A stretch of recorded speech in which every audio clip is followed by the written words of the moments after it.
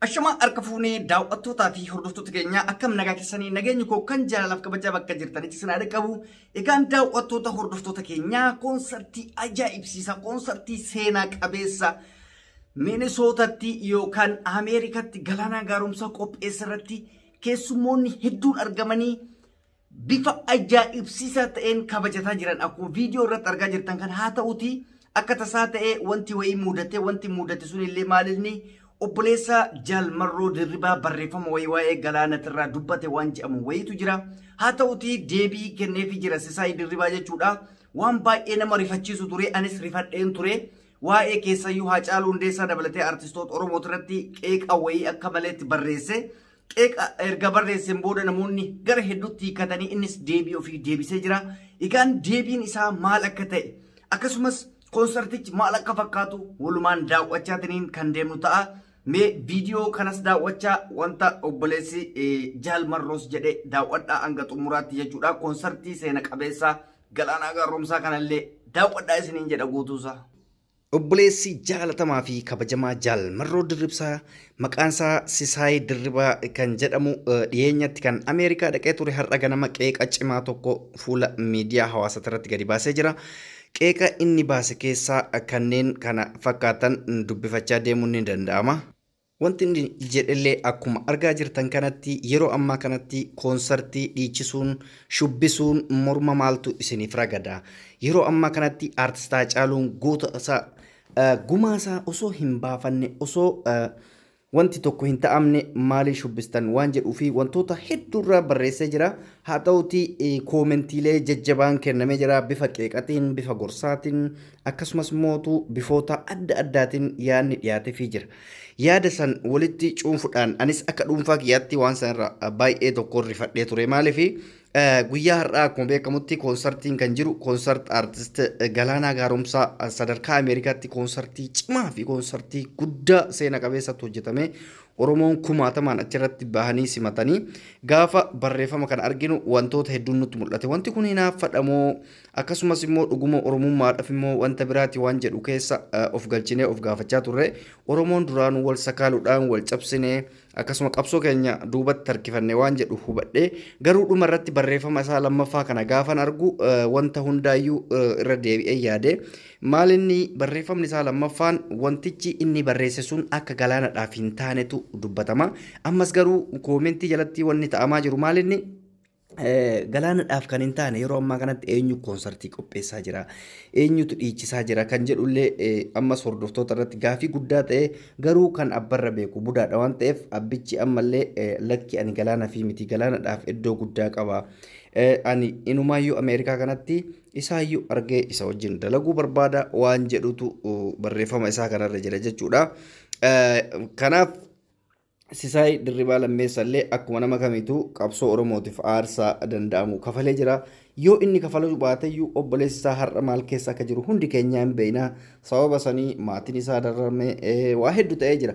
Kanaaf walirratti duuluun hin barbaachisu. Sisaay illee yoo waan kana barreesse hammeenyaaf osoo hin taane namoota tokko tokkoof ta'uu danda'a dhaamsi isaa kuni.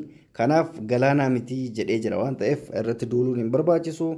Obboleessa keenya Sisaay deebii san nuuf kennuu keetiif baay'ee galatoomii dura baay'ee hedduu tokko sitti rifannee jira. Sababni isaa waan abdii wayii sirraa qabnuuf waan jaalala sirraa qabnuuf jechuudha.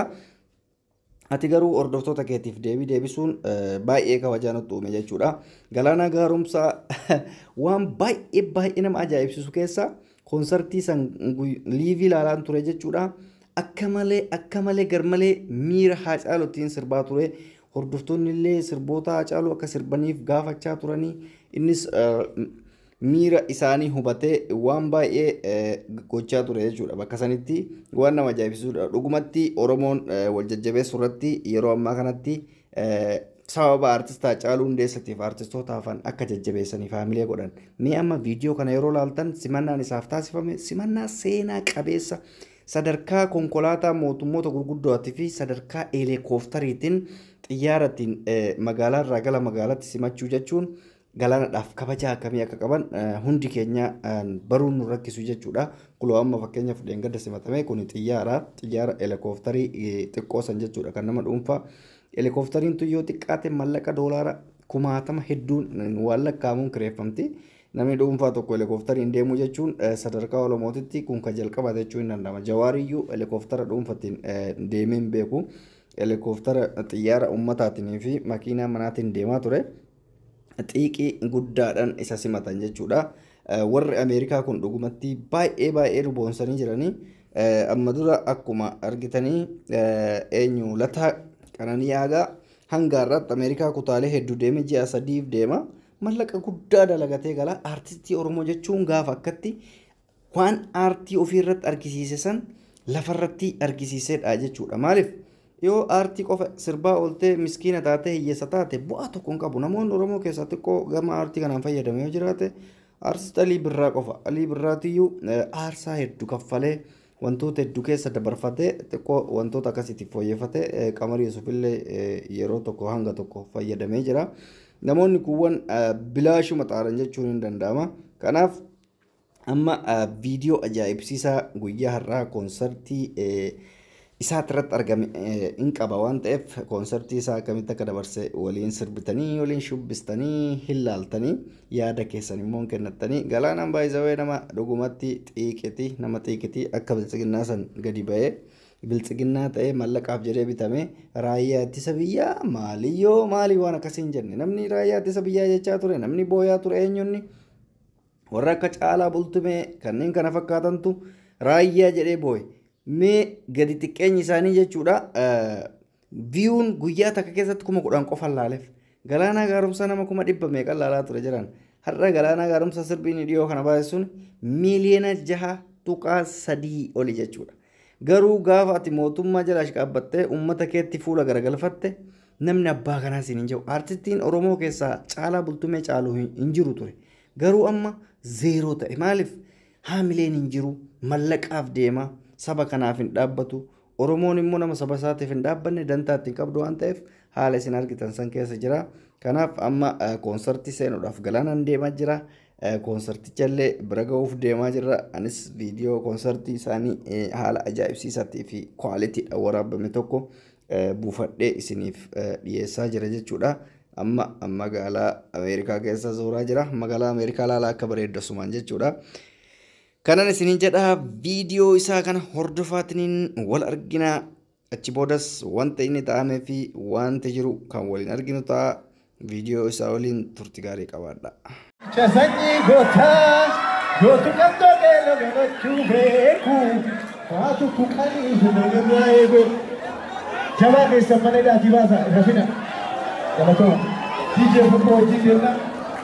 Jaalalti dhugaatana lubbuudha walii yaadna shagoo jedhamu. Kaacaalu mi'umaa rafee malakuutoo yaa shubbee maddaa looniin gambisu hallayyaa hallayyumaa waattu hallayyaa nuufa jire halagaan halagumaa. Alagana laguma maltu alagana firatane Bambota orminama yo abbanu fi paddate male Borro gandarra dhufte Borro dinarra dhufte maltu namando abbaan dhowwata male Halo Jabbilo takko jira Ya jabbilo taoda jala Daawwachi jira Kannawanya tundu keessa jira dhuga Jabbiloota ko Ya jabbiloota odaa jala Kannawanya tundu keessa jira